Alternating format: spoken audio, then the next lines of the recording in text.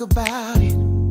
Tell me all about it. I'm here. I want to know what's on your mind. Ooh, the world needs to hear from you, and I'm so glad to have a conversation to reach the nation. And it's all about you. We'll help each other to discover innovative ways to positively change the world. Let's talk about.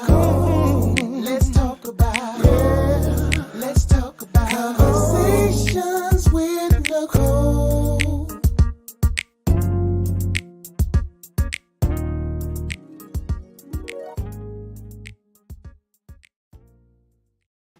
Greetings. Welcome to Conversations with Nicole. I am Nicole Everett, your host.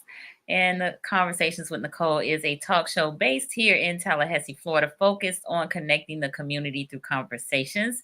And it is what I call Wellness Wednesday. Wellness Wednesday. And this is an opportunity for you and me and my guests to have a conversation, an interactive conversation. We are focused on normalizing the conversation around mental health and wellness in the African American community, in Black and Brown communities, communities of color. So, since mid November, we've been featuring Black and Brown clinicians on the show to talk about a variety of topics. Tonight, we're talking about understanding therapy. So, super excited about my special guest, who was referred to me by a good friend of mine, Dr. Janelle Nicole.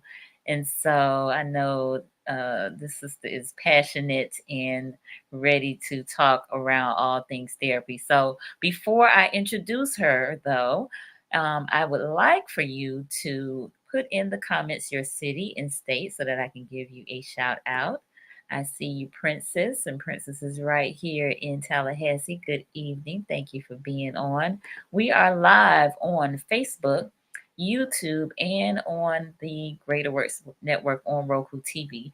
And we also have an app. Greater Works Network also has an app, so you can download the app and watch us live stream there or on demand. All of these shows are housed on the app, as well as on the Roku channel on Greater Work. So you can watch the shows on demand even after the broadcast. You can check out the replay. All right, so I see a few more folks chiming in. I see you, Terrell. The chief is here in the house. Good evening. He's right here in Tally. Mr. Dilbert Floyd, thank you for tuning in. I think Dilbert's in South Florida. And Tori is up in the DMV. Thank you for tuning in. And Miss Tamika Footman, good evening. Thank you for joining us. So others will be joining us as well, but I'm going to go ahead and introduce my guest, Miss Isis Pettway, MS-LAC, and she's going to tell us what all of those initials mean behind her name. She is a native of Flint, Michigan, but has called the state of Arkansas home since July of 1990. She graduated from the Little Rock Central High School and went on to complete her Bachelor's of Arts in Sociology at the University of Central Arkansas. Shortly after completing her studies, Isis left to live and work in the city of Atlanta, and then she grew professionally and personally there. She was there from 2006 to 2013. And in the spring of 2016, she began her studies with John Brown University in pursuit of her master's in science in clinical mental health counseling and play therapy with a play therapy emphasis.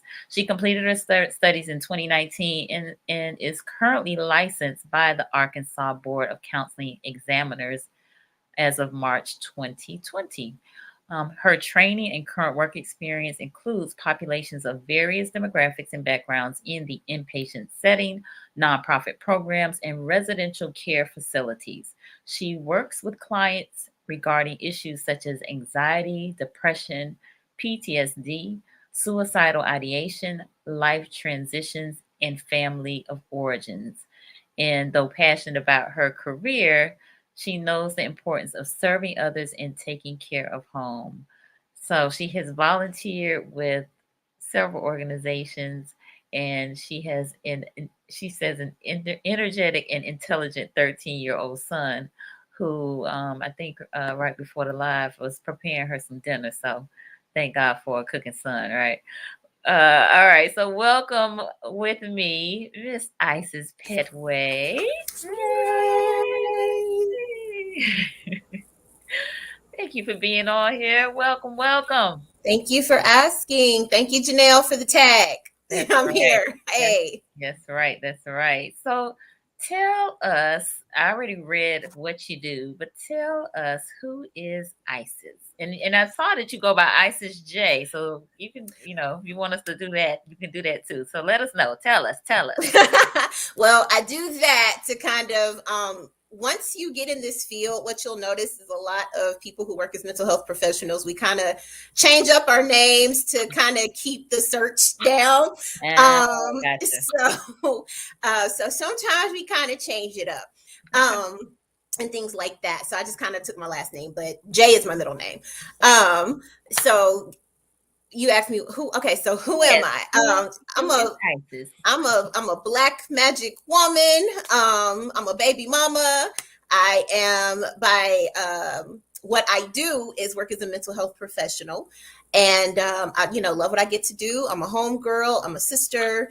I'm just really trying to take steps so that I can make sure I'm living on purpose and not existing, that I'm living on purpose. Love it. So I know you have the LAC behind your name. What is that? Okay. All right. So I completed my master's, graduating with my degree in clinical mental health counseling. So what happens is once graduated, I am provisionally licensed. So that means that I am a licensed associate counselor by my state licensing board. Because my program at the time, I think they're K-CREP now, but we weren't under K-CREP. So what happens is when you graduate, you have to work towards 3,000 hours. So that's full of direct client hours, indirect client hours, group hours. And then there's also clinical supervision. I have to have a certain number of clinical supervision hours. I'll explain that a little bit later. Okay.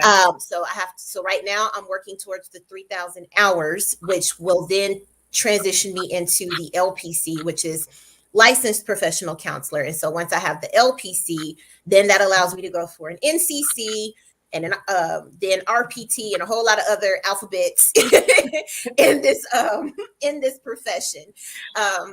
So for instance, it sounds like alphabet soup up here. It is that's what we tease each other about in this profession. Like, which alphabets, are we gonna go for today? Right. So that's what the LAC is. So what that means is I'm licensed in the state of Arkansas, but I'm still working from LAC to LPC. Okay. And once I have the LPC, that opens up doors to a little more. So for instance, I have an emphasis in play therapy, but I can't call myself a play therapist because I'm not a registered play therapist. I have to have the LPC first, then I go for the practicum and all that to do the RPT and everything. So that's what that means. Okay. No, that's helpful because I know it kind of varies state by state.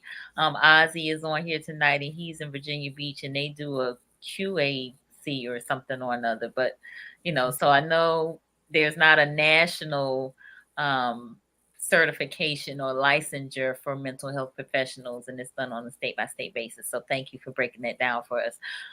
Real quick before we jump into the topic. Because you mentioned play therapy, I want you to just talk a little bit around what that is, because some people might not be familiar with that. Sure. So basically, when you ask a kid how their day is, they're, probably not going to go into a lot of detail. Johnny, maybe hit me today and the teacher was mean. They may say those things, but basically play therapy is a way for kids to come in and express themselves. So a lot of times when parents hear it, they think, oh, my kid's just going to go play, but there's a science behind it as well. So I like to use a lot of sand tray. So I took a sand tray class, got trained in that. You use there's another class and I'm going blank at this moment, but it's basically the language of children. You may not verbally be able to tell me a lot of things, but if I pull out a piece of paper and some crayons, and I say, draw a picture for me of you looking sad. Or I say, let's go to the playroom, and I have certain, there's certain rules that you put in place before they go into the playroom, but it's a way for them to have ownership, and you're watching what they're gravitating towards. You're watching for what kind of draws their attention. So in summary, play therapy is basically the language of the children, and it's a therapeutic child-centered play therapy. Let me specify that. It's a way to be able to get kids to express themselves, and it's just a different approach. Very good. All right. Thank you so much. So Princess says that my son loves his play therapy. So Yes. Very good. I just wanted to, put that out there because, again, folks might not be familiar with it.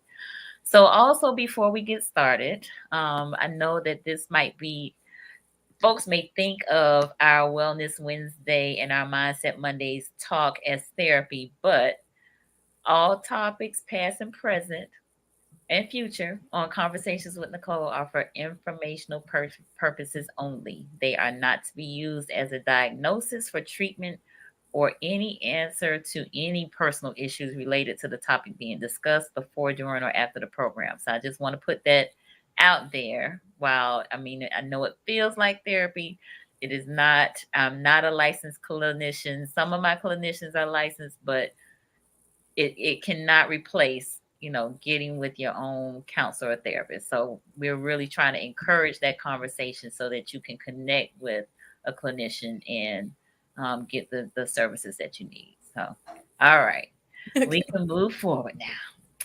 All right, so I'm gonna start with the audience. How many of you have gone to therapy?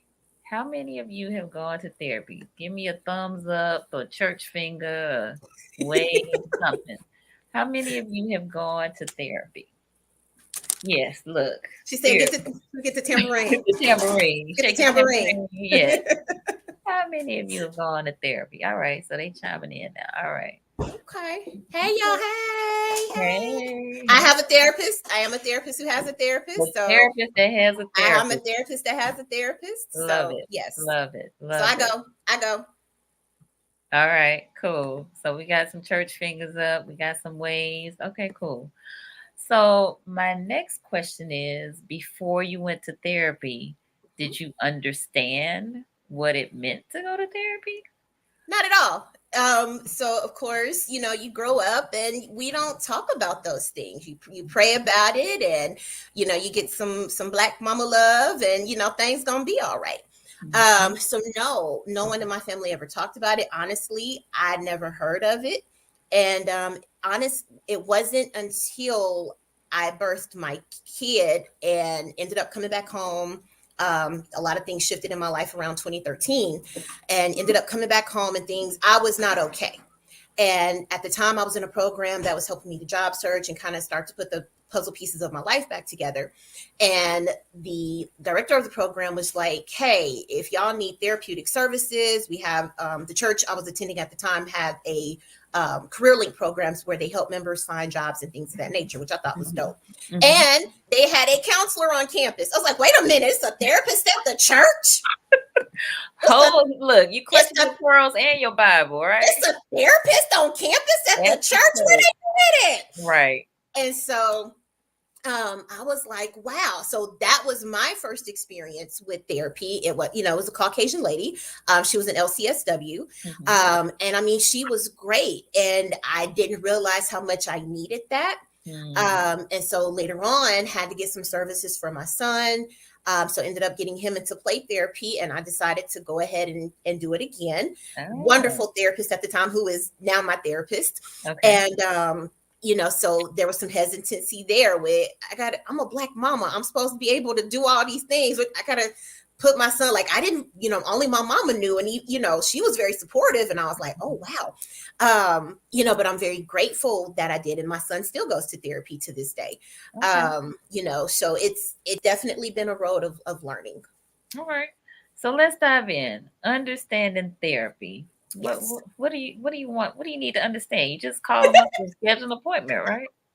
Okay, so one of the reasons I wanted to discuss this topic tonight, so access to therapy is out there. You know, it's becoming more and more talked about. We're normalizing the conversation. And so access is a thing. Now you're going to have your gatekeepers, as a lot of us are finding out, but access is out there. However, there's a lot of conversation on you should go to therapy. Let's go to therapy.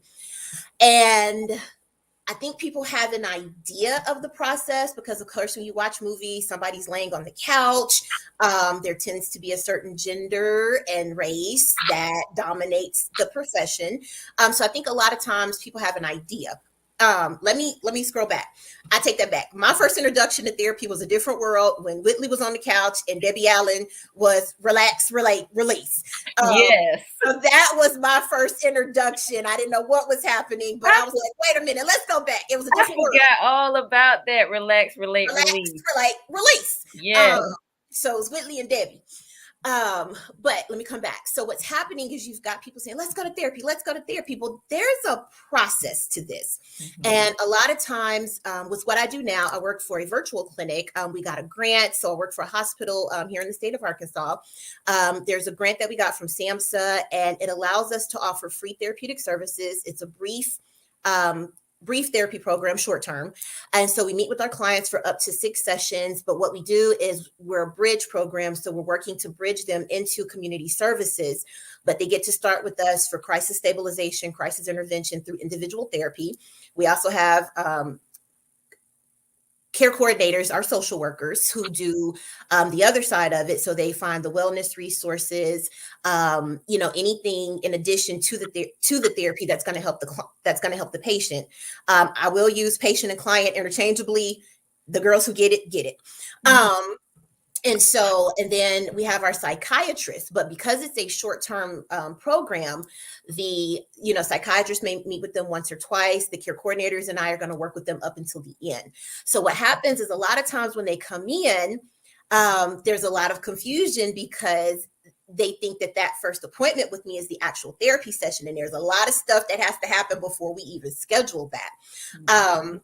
And so, just what is your idea of therapy? What brought you here? And then even when you seek longer term services, there's a lot that needs to happen before making that appointment. So the first thing, I'll go into is understand your why. What is bringing you into therapeutic services? And I'll also say this, it doesn't always have to be crisis related. You do not have to be in crisis to seek therapy. Sometimes I have patients who are coming, they want to improve their communication skills. I have patients coming in because they're starting to notice that they don't like certain behaviors and, hey, I need to change something. So a lot of times we think that you've got to be at the 11th hour before you seek this. And so you do not have to be in crisis to seek therapy. So let me pause right there. And I think that's just a very important point, because I think that folks, that's one of those kind of myths as it relates to counseling and therapy, is that you have to be in crisis mode. And so, and actually I've talked to a psychiatrist who's actually going to be on the show next week. And that was one of his big kind of things, is that if you get these skills in advance of when a crisis comes along, then, the likelihood of your world kind of all falling apart is lessened significantly. So absolutely. So definitely psychiatrist is on the head on the nail, is you do not have to be in crisis, to seek the services. I remember I was watching a Black Love episode on OWN, and there was a couple on there, and they said maybe every 2 to 5 years, they'll check in with a therapist, just to kind of, it's like a tune-up. They were like, how you take your car for a tune-up? Yes, exactly. We check in with the therapist just to make sure that we're on the same page. We're not in crisis. We're just making sure that we're still in alignment. And I was like, that's dope, So absolutely, by the time you get to me in my program, Ashley just said it best. It's reactive, and just emphasizing you don't have to be in crisis to come see me. It could be getting to the 11th hour and you're starting to notice it. And so go ahead and check in. Go ahead and come to me and let's get it going. Right. So yeah. Okay. Go ahead. Carry on. Okay. What was the question? Well, we were just talking about understanding therapy and just kind of what you are doing, prior to you actually kind of coming in. Okay, absolutely. Yeah. All right. So I will say one of the things that does make me cringe is, you need to go to therapy. You need to go to therapy. Okay. Understandable, but let's kind of understand. So when thinking of therapy, you've got different formats. The one that is the most popular is talk therapy, otherwise known as psychotherapy. I'll let y'all do the research on Freud, psychoanalysis, all that good stuff. But psychotherapy is the talk therapy. That's the one that a lot of times you're seeking out. But I think it was stated on Monday, there's different forms, art therapy, dance, there are other formats in this as well, play therapy. And so when you make that decision, because the first thing is figuring out the why. What is it that I want to go see a professional for? Do I need to work on shifting my mindset? Do I want to work on some of these behaviors that I want to let go of? I just don't know. Is it figuring out why I react to certain things the way that I do? What is my root? I want to break generational curses. How do I even begin to do that? What do I need to understand about me, me first? So the first thing I want to encourage people to do is figure out the why. And then once that happens, really do some, really figure out, are you ready to do this work? Because it is going to be work. Are you ready to open up certain wounds? Are you ready to take yourself to certain places and find out certain things? So just kind of doing that kind of, self-reflection kind of thing. Once you make the decision, give yourself the green light. Then, of course, the search is on to find the therapist. So just these resources. So a lot of times referrals, a lot of people find their therapist through referrals. I know that's another thing right now is how do I even begin to find a therapist? So the first thing I'll say is ask your close circle. Who's their therapist? Can they recommend somebody? If you know a therapist, do they have somebody that they can recommend? A lot of your college and universities have therapeutic programs also have their interns, and a lot of times they need hours, but they're in getting that experience as well. So check and see if they have clinics. I know here we have a clinic and we have student interns, and then we also have the seasoned professionals. And a lot of times that therapy is on a sliding scale. So check and see if they have interns. For a lot of us that work in certain industries, you have an EAP program, employee assistance program. Check into that. They offer, I know some of them offer limited services, like a limited number of sessions, but check into your EAP program. When doing this, some therapists give consultations, so you can kind of see, you can get a feel for people. So that's just some information to kind of help you in the therapist search. So that access part. All right. So now you found your person. You're gonna meet. You're gonna go. All right. So that first session is going to be what's called an intake. So you've filled out what's called new client paperwork. This is what the therapist gets, so we can kind of see who you are. You've turned in your ID. You've turned in your, if you're doing insurance, you've turned that in. If you're doing self-pay, you've gotten that set up. So those are the other logistics as well. So you're going to go through that too. Okay. And so now you get to meet with your person. Let me clarify this. Under the umbrella of mental health professionals, you have different people, okay? You have the psychiatrist, who is the medical doctor. They are the medical doctors that do the medication management. They are the ones who do the prescribing, and they do that part. So those are the psychiatrists, are the MDs. You have the psychologists. They do a lot of the testing. So people will come in and say, hey, I need a psych eval. I want to get tested for ADHD. I want to get tested for these different things. The psychologists are the ones that take care of that. And then sometimes they'll do counseling. Sometimes the psychiatrist may do a little bit of therapy, but majority of the time they're focused on the testing, the med management, things of that nature. And they tend to refer out to therapists. And then you have social workers and LPC, LCSW. We're the ones that do a lot of the therapy. Social workers, LCSWs, LMSWs. They also tend to do case management, dig into the resources. So they do that side of it as well. So keep in mind, under the mental health professional umbrella, you've got different people who do different things. So for me as a therapist, I diagnose, but I don't prescribe. I don't have that. That's not in my lane. I'm gonna set you up with the doctor, but that's not in my lane.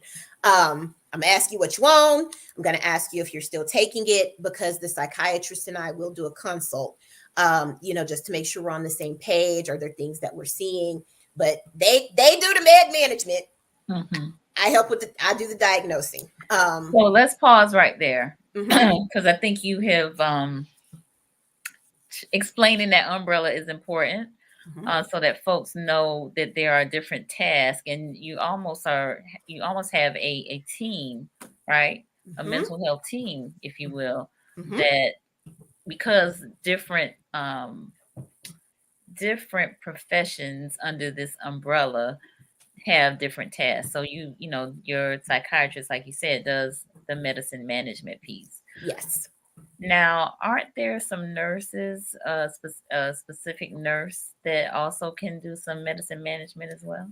Absolutely. You're looking at your psychiatric nurses. A lot of them will they will work with the psychiatrist. So they're sort of like the front line. You know how you have to come to somebody before you get to the other person.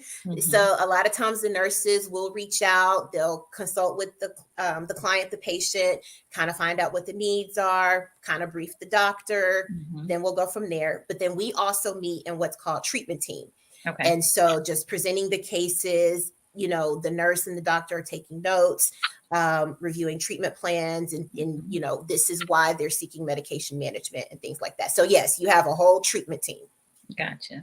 All right. So again, just want to make folks aware of that if you weren't. I mean, this is really like therapy 101 from my perspective, because you are, understanding before you even get to therapy the things that you need to, kind of prepare yourself mentally, and in terms of your payment and that sort of thing, insurance, no insurance, all that sort of thing. And then once you get there, who does what as it relates to being on your treatment team. So I just wanted to give a pause right there just to make sure we kind of understand all of those nuances.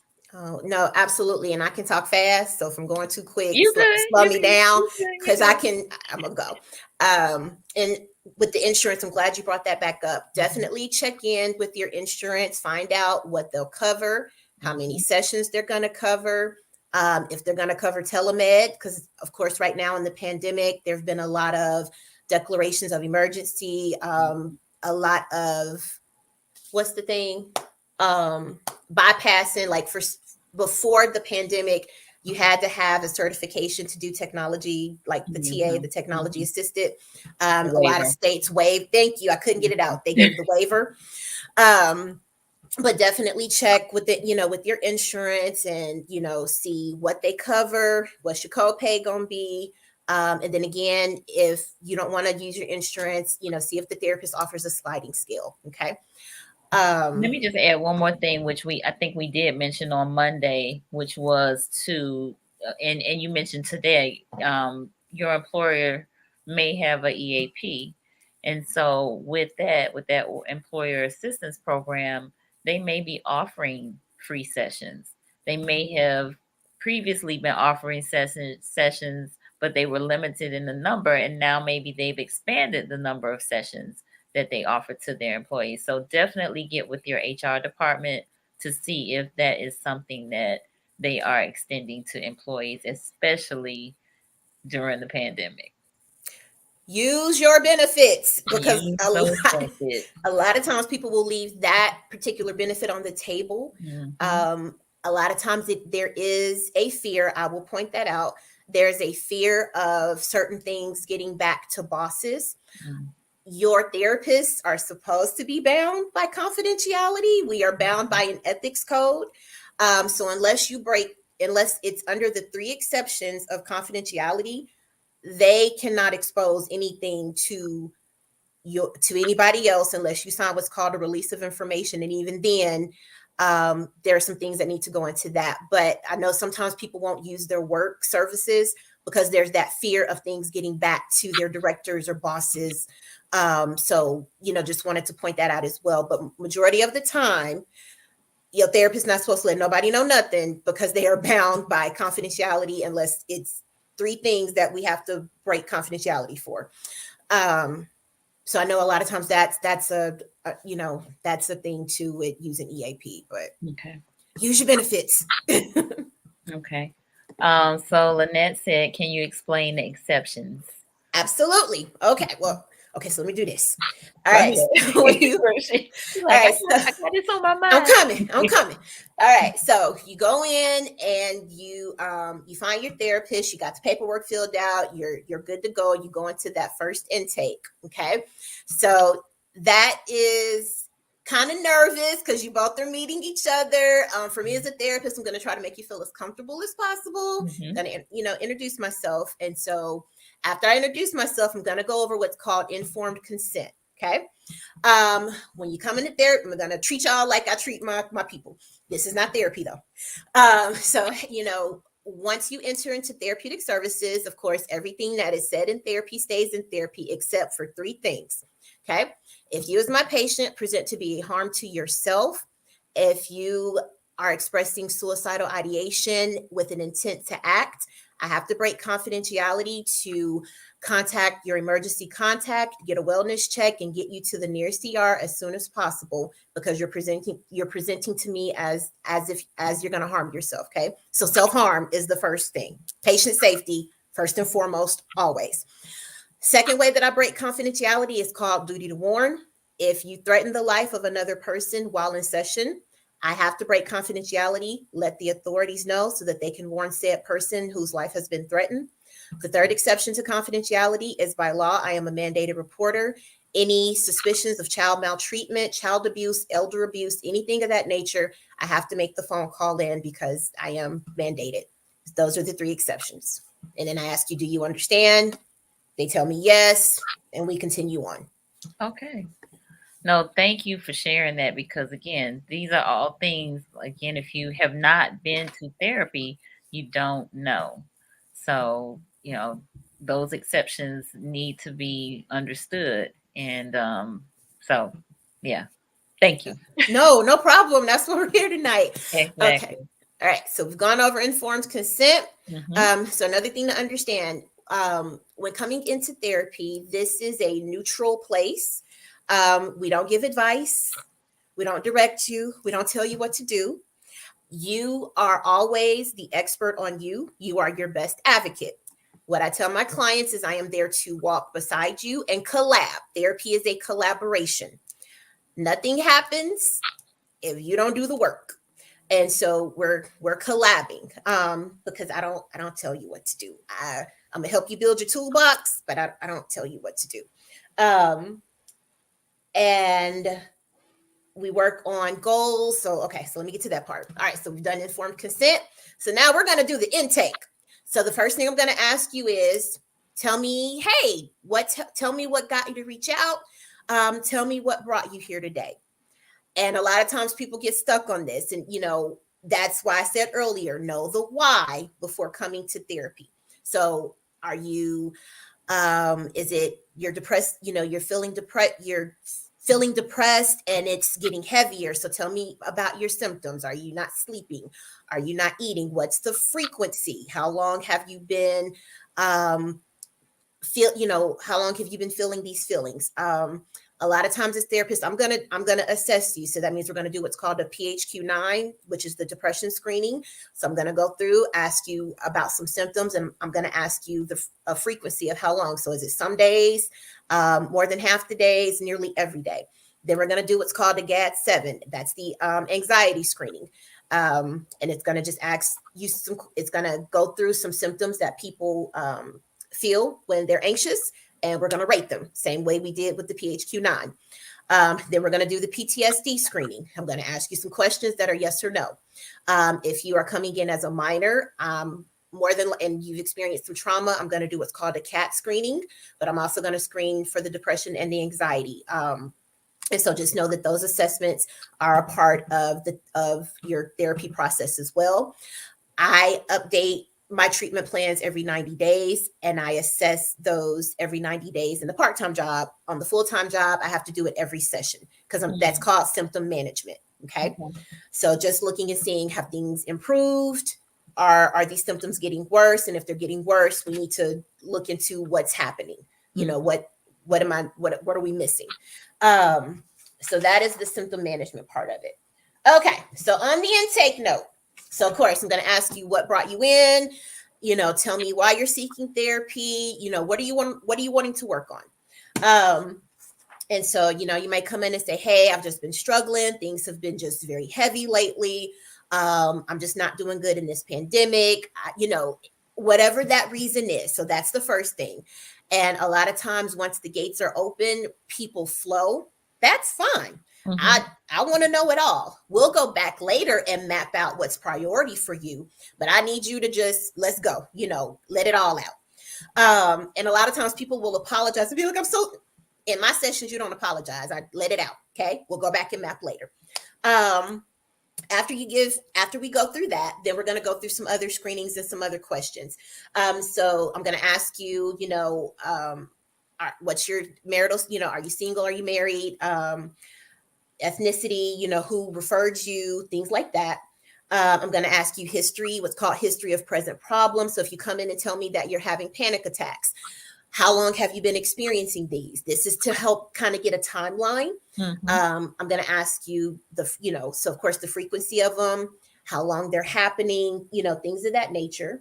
And then anything else, if you're feeling unmotivated, are you eating? Are you meeting your basic needs? So the history part of that is trying to kind of get a feel of, how long has this been happening?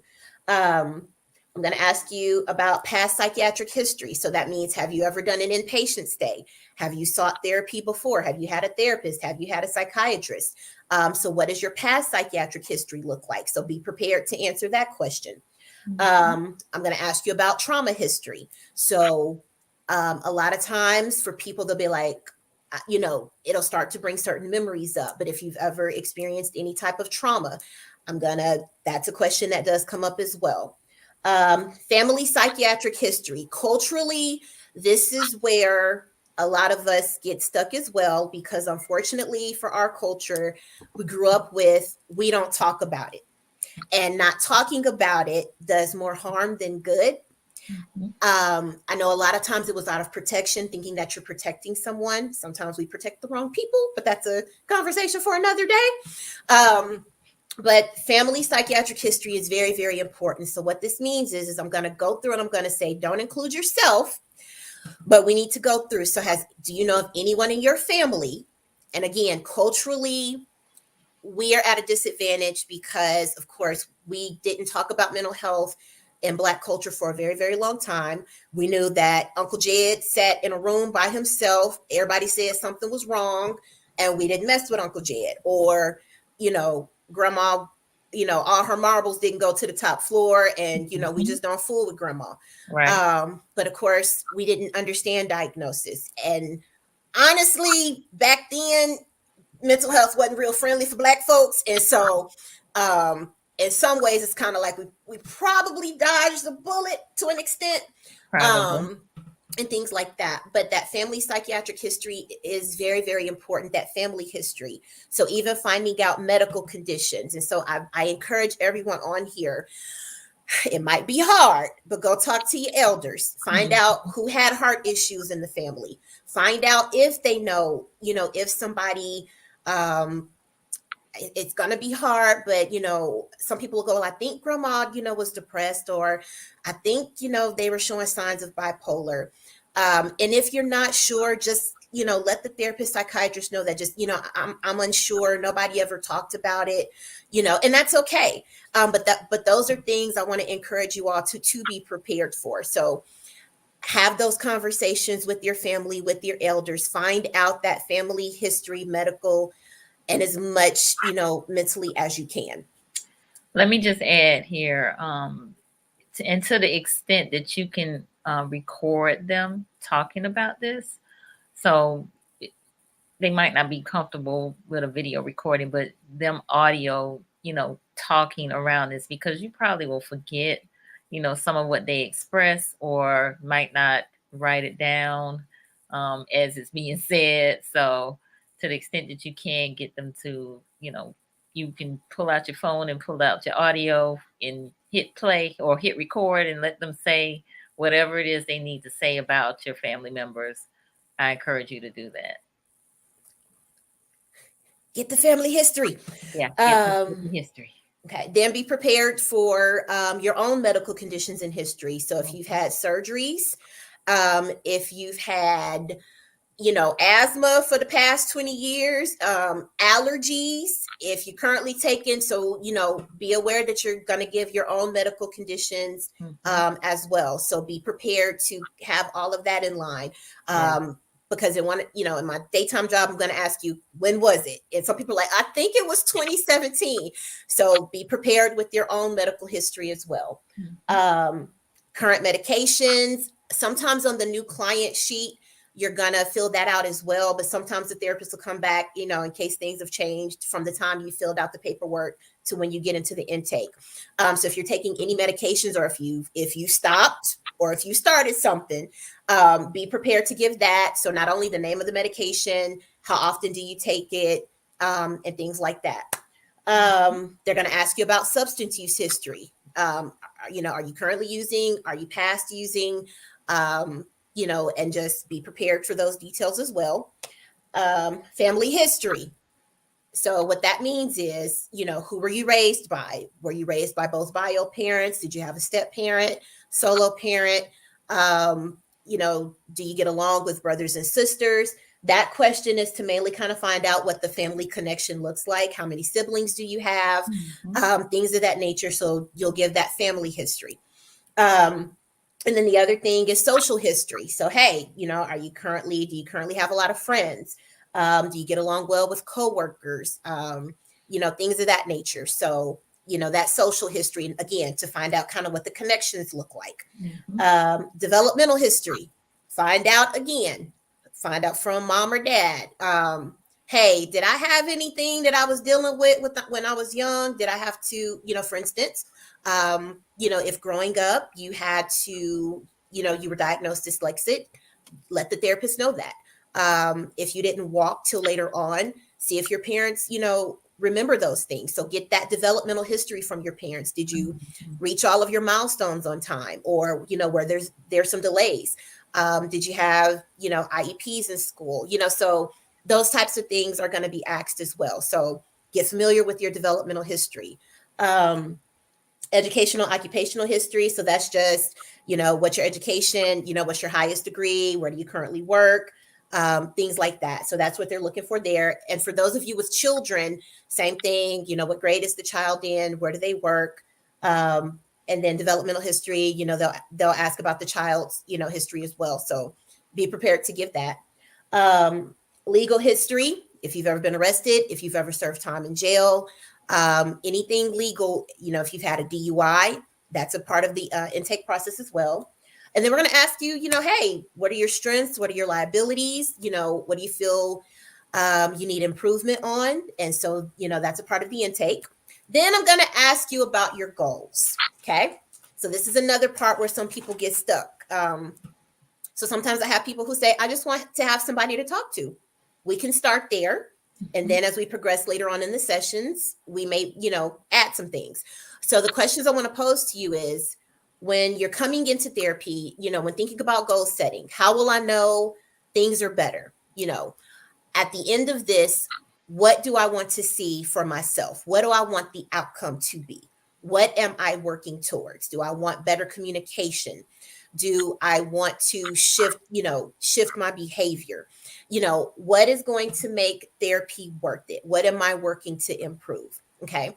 So the goal setting matters as well. What is your goal in coming to therapy? And then from there, we get all of the information in the intake. And what the therapist does next, for those who have to do a diagnosis and things like that, we form what's called a treatment plan. Okay. Your treatment plan is your roadmap in therapy. So this is where we put the goals. This is where we put the objectives, which are basically the action steps. And this is where we go, okay, when you came in, you said, this is what you wanted to do. This is what's been happening. How do you feel that you're progressing? Okay. For me, every 90 days, I go over the treatment plan with my people. Your treatment plan is not written in stone. It can be amended at any time. Okay. I personally go over my treatment plan with my clients every time. If you need access to your treatment plan, you can get that at any time as well. For those of you with children, a lot of times you may have to have it for their IEPs.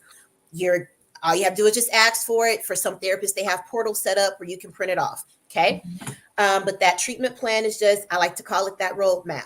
The other important thing, where do you want to start in coming to therapy? Do you want to start weekly? Do you want to start every 2 weeks? Do you want to start monthly? So that's something to think about as well. How often do you want to do your therapy appointments? So I have people who say, I'm going to start weekly. And what happens is, through the progression, your clinician will talk to you and say, hey, looks like, things are really shifting. Do you want to go to every 2 weeks? Hey, I see you're shifting again. Let's take you to monthly. Okay. Because the goal of my job, I want to work myself out of a job. Okay. I want to work myself out of a job because that means that we're collabing and we're working. Okay. Good deal. Love it. Love it. Love it. Love it. So this has been very detailed. When I say detailed, Isis done broke it all the way down. I got notes. So listen, she has given you all of the things, most of them, if not all of the things that you should expect when you go into a counseling session. That first counseling session, that intake, right? Yes, ma'am. I'm sorry, I got one more thing. Go ahead. So here's another thing that happens when people start therapy is a lot, I don't know what I'm going to talk about, or they'll come in this session and I don't know what I want to talk about tonight. So I want to encourage you, keep a journal. If you're a person that likes to write, if not, most of us have phones, take a voice note or even, maybe jot it down in your notes so that you are using your time that's going to be best for you. And then as therapists, we do what's called wizard-ish. So I'm going to ask you to check in with me, kind of tell me how your week's been. And sometimes that kind of gets the conversation going. And then I have icebreaker questions. But I want to encourage you to think about how do you want to use your time in therapy? Just keeping a journal. Did something happen this week that you want to make note of so that you can bring it to session? How do you want to utilize your time while you're there? Great advice, great tips in terms of understanding therapy. So I've heard a whole lot this evening, but I think the main thing is getting that family history to the extent that you can. Also looking at before you go in, understanding your why and what the purpose is behind you going to therapy. And what are your goals, which is related to your why, but it can be also different as well. And I think also I want you to kind of speak on, if you will, I think sometimes, you talked about putting yourself out of business as a therapist, right? So hopefully folks are coming in to see you because they need some new solutions to some old problems that they haven't been able to solve, right? Talk to me or talk to us around maybe folks that might come in and they want validation for being the victim. Okay, it's a good question. So as a clinician, I have an ethics code, but also just as a clinician who wants to respect you, I'm not there to validate or give advice or direction for certain behaviors. I'm there to guide you and help you see patterns, to help you see different maybe stressors, maybe some roots. And so I may kind of tug, just a little bit, maybe push back just a little bit to figure out, okay, why the need for the validation? And maybe from there kind of do some digging, because you do have clients who do seek therapists to validate their what can present as their mess. Mm-hmm. But for me, I'm gonna do some I can't think of the questions right now, but I want to do some things that are going to get to the root, because there's a root, there's a why. So what is tapping? Tell me what's tapping. You want the validation, and I mean, that's probably where I'm also going to do some motivational interviewing. You seek this validation because your parents were present but weren't physically present, and you wanted that attention and love. You wanted to know that you belonged and you were connected. So I'm probably going to use some motivational interviewing. But yes, you absolutely have that. And that's something to be mindful of. I will also say this: you are allowed to break up with your therapist if you and that therapist don't vibe. If for you don't necessarily see the growth that you're wanting, and you've been putting in the work. So let me say that, you've been putting in the work. You are allowed to break up with your therapist. So, it happens. I've broken up with the therapist before. If something happens and it makes you uncomfortable, all therapists we have a licensing board that we have to report to. If you as a client have been made to feel uncomfortable or put in a situation that made you uncomfortable, you can file a complaint with that therapist licensing board. And they do investigations and things like that. And so, that's something else that I don't think a lot of people understand when they're going into therapy. So we do have people that we answer to. We do have an ethics code that we are bound to. So we're not just out here all willy-nilly. Right.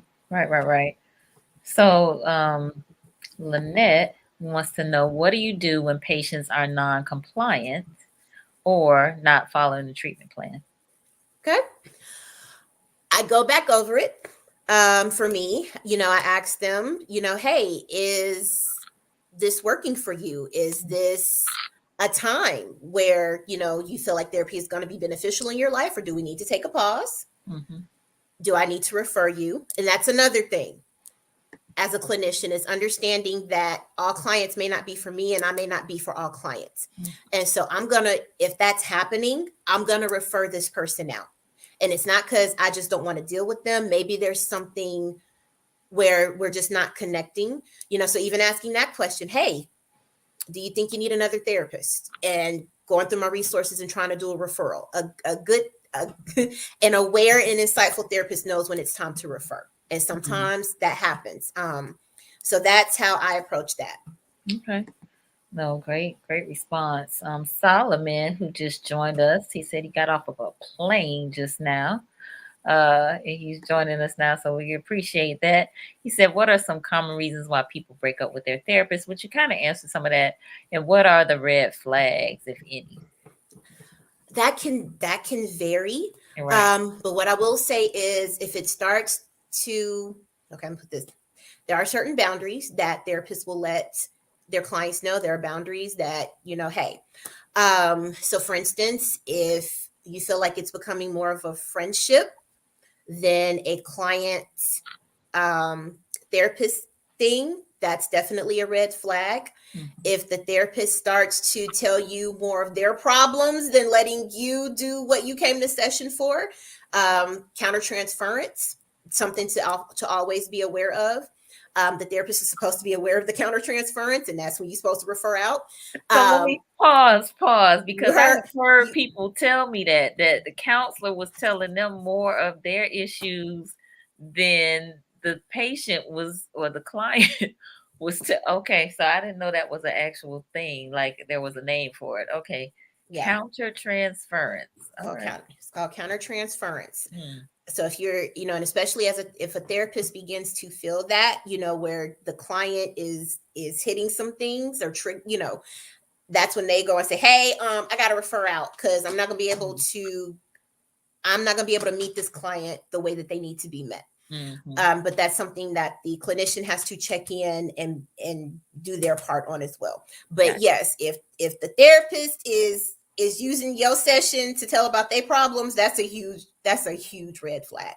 Mm-hmm. Unfortunately, there are instances where sexual relationships have developed between clients and therapists, so that's always a red flag. Mm-hmm. If you've ever been hit on by your therapist, definitely something to report to the board. You definitely don't have to stay there and take that, so that's a huge red flag as well. So therapist telling you problems. I went over counter transference. Those are the ones that are coming to mind now. Let me ask you this, because the one that comes coming to my mind is, what about substance use and misuse? So, and when I say that, I think sometimes I think we all have been kind of guilty of kind of self-medicating, right? And that can look like a number of different things. But if you witness or sense, I guess, because maybe they won't be very forthcoming about their substance use or abuse, would that be grounds for not, especially if they come to you to the session and they are high? Okay, if they come to my session high? Yeah. Okay, so if they come to my session high, depending on the rapport that we've built, hey, we might just need to reschedule this appointment, and I'll let them know why. You might not. Are you sure? Because some people can function. Are you sure you're going to be at your best today? What do you need to talk about? So just kind of clinical observation, depending on the rapport. And because I've had that happen and I had to go, we're going to reschedule this, let's just reschedule this appointment. Just so I can make sure that they're going to be in a, space where they can utilize the therapy as needed. Because they were a little bit everywhere. And I was like, we're going to reschedule this appointment. Okay. Were they better when they came back in? They were. All right. They were. All right. So Solomon followed up and said, I was just about to ask the question in reference to sexual interactions between the two. That's a huge no. That is a huge part of the ethics code. And so, unfortunately, it has happened, does happen, but you definitely report that to the licensing board. One more thing, and I forgot to mention this earlier. If you happen, always remember, if you have to cancel a therapy appointment or anything like that, make sure that you, stay in touch with the therapist. Cancellation fees are real. Okay.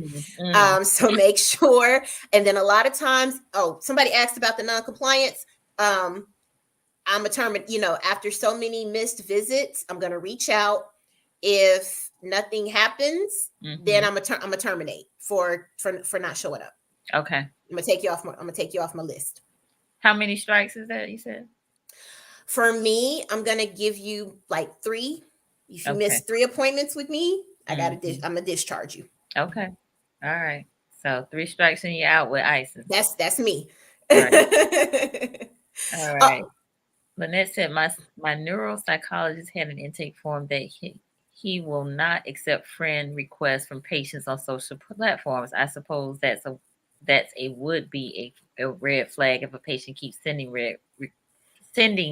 friend requests. Let me slow down. All right. Yeah. No, that's a good one. No, that's absolutely good. And that's actually, again, that's in our, for me, I'm bound by the American Counseling Association Ethics Code. So social media is in there. That's earlier when you were saying my name, Isis J. A lot of therapists, clinicians, we will change our names up because we know that people go and search. And so, no, I absolutely do not accept friend requests. If you happen to follow my Instagram, in my therapist Instagram page, that's fine because I'm giving clinical information. Right. Nothing personal goes on that page.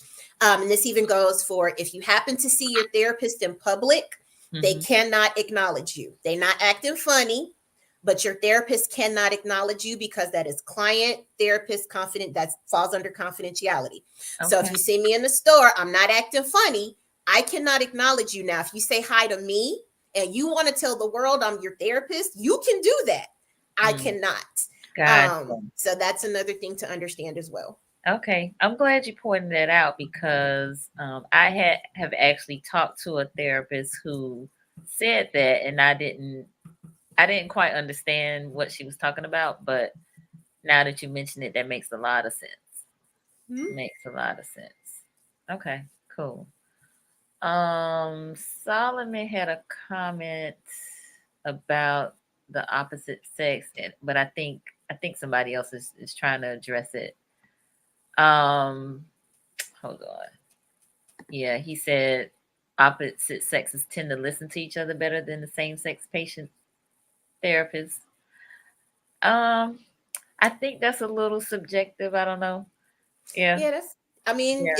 It just depends on who you vibe with. So I have clients of different genders, different ethnicities. So it just depends. I think so too.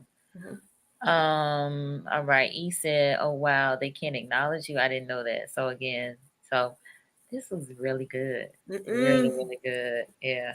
Falls under confidentiality. So no, if I see you in public, I cannot acknowledge you. Yes. All right. Wow. I have really enjoyed this session. I really have, because this is things that we need to know, especially if you have not been to a counseling session before. So thank you for giving us the lay of the land, letting us know what we can expect and what we need to do to get ready. Right? Yes. Come on, TDJs. That's right. With our tambourines. We're gonna play our tambourines. Get ready. All right. Well, is anything else that you would have us know before we depart? I know I'm going to ask you how you can connect with us, but any final words? Well, how we can connect with you, rather. Oh, okay. You can find me on Instagram. It's at Therapist Isis J. And just my last parting words is continue to normalize the conversation. That is how we shatter the stigma. It's okay to not be okay. I know it's cliche and everybody says it, but seriously. And for our community, I'm just grateful that for all of you who spent this time here, but I'm just grateful that we are being represented, that Black therapists are out here. And again, we deserve to be healthy and whole. And we're going to be all right. Oh, it's JAI. Oh, sorry. All right. I'll scratch that. Let me do it again. Listen, they're loving you. They said, thank you. Yes. Thank you, Yes. So a lot of great comments. I think this was beneficial. If you all enjoyed it, let us know. Give us some love, some hearts, some claps, some something. Thank y'all for being here. Let us know. I want us to be healthy and whole.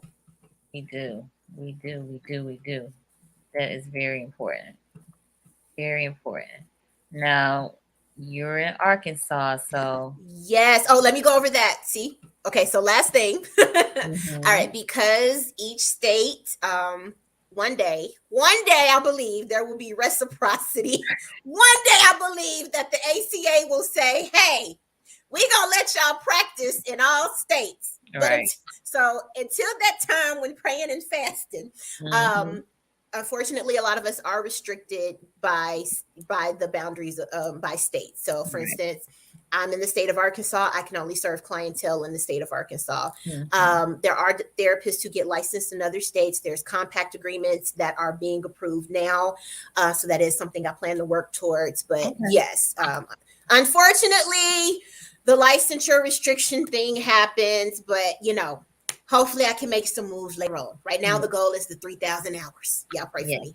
Yes. Y'all got a lot of hours, too. 3,000. Yeah, Arkansas ain't playing. They want to make sure that you sure. That's not just Arkansas. There's a whole lot of people that tell you about them hours. I think Florida is only like 1,500. Hey, dang. All right. 3,000. So y'all 3,000. gonna show enough get some good counseling over there because they go look, you got to really want it to do them 3,000 hours. Listen here. Not only do you have to do, for me to go from LAC to LPC, so I have to have the 3,000 hours, but you're also paying for clinical supervision. Because when you are under this particular license, you have to check in with a seasoned professional who has their LPCS. So that's the supervision. They have to take classes to get that approval. Right. And so you staff with them, check in with them. And you know, that's money too. So know that there is an investment in this profession. We invest in our careers. Yeah, I think it's so important to hear you say all of this because this lets folks know that this is not just by happenstance that these people are here. You know what I'm saying? They really want to be here to do this work because there's a cost. There is a cost on a number of levels. So not only time, but money and exams and licensure and all of these sorts of things. So these people really want to do this work and money, honey, that they want them coins. So yeah, yeah. So again, this is part of why we are covering this. This is part of why we are normalizing this conversation so that you understand what these clinicians have to go through in order to do this work. And this is important work and they're passionate about it. So, encouraging you all to get your checkup from the neck up if you have not. Connect with a counselor or therapist in your state. I say your state because now since COVID, and not that telehealth wasn't being offered prior to the pandemic, but now especially it's really opened up. You got clinicians in, South Florida that are doing sessions in Tallahassee and vice versa. So, if you're licensed with the state, or if you're working on getting your licensure, you can, or working on getting your license rather, you can serve people in other parts of your state. So it has, again, definitely expanded some opportunities for some mental health professionals. All right. Marjorie got on here a little late. She said late due to an appointment. Actually had a friend ask me today how it's best to get a spouse to agree to a session for their child. The husband doesn't believe in therapy. Ooh, yeah, that's tough when both parents aren't on the same page. Yeah. So that's a conversation that definitely has to happen in the home. So maybe just starting to ask the husband, what don't you believe, or what do they think therapy is, and then just kind of going from there, maybe to get started. But yeah, that's tough. It is. It is. We have a child psychiatrist coming on next Wednesday, Marjorie. So tune in, and maybe he might have some, some recommendations since he works with children and their parents on a daily. But that is tough. It is going to take some conversations. So to find out like what's going on, why there's angst or pushback as it relates to it. All right, Dilbert said, awesome information. Thank you. Yes. So appreciate y'all all being on here. Oh, this is again good. But we're gonna wrap it on up. I want to thank you, Isis, for your time and your expertise and sharing with us tonight. We really appreciate it. No problem. I'm glad to do it. Information is key. So, we're gonna get healthy and whole, y'all. Absolutely. If you have not subscribed to the Conversations with Nicole YouTube channel, please do so. You can share this link, the YouTube link, with others. Tag people, let them know they need to be in here and listen to this, and get this good information. And let's keep the conversation going around mental health and wellness in Black and Brown communities because we absolutely need it. We absolutely need this. All right. Next week, I was actually going to take Monday off, but I'm coming on Monday because I have a sister who is not a clinician, but she did a guided meditation that was like 2 or 3 minutes long and put it in my inbox. And when I tell you, she took me to the sunken place, not in a get out way, but I just felt like all the stress like coming off my body, just listening to her talk. And I was like, if you're not doing nothing on Monday, you need to come on and we're gonna do this self-love, self-care guided meditation piece. So she will be on here Monday. And then Wednesday for Wellness Wednesday, we have child psychiatrist Chad Lennon out of Rockville, Maryland, and we're going to talk about your child in stress and how to help them manage that. So should be good. Should be good. Yes, yes, yes, yes. So thank you all. Have a great rest of the week. Have a safe pre-Valentine weekend. I know it's a lot of that going on this weekend. So y'all be safe out there and we'll see you next time. Peace.